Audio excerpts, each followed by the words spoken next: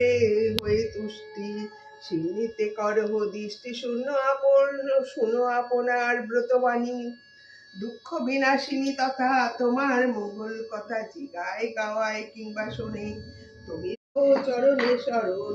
নায়কে কল্যাণ করো তো পীর দেওবর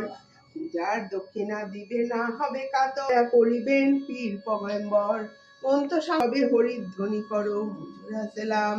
অর্চনং পাঠং নমস্কার চিন্তায় ভক্তারাপ্তং নিত্যানলভ্যতে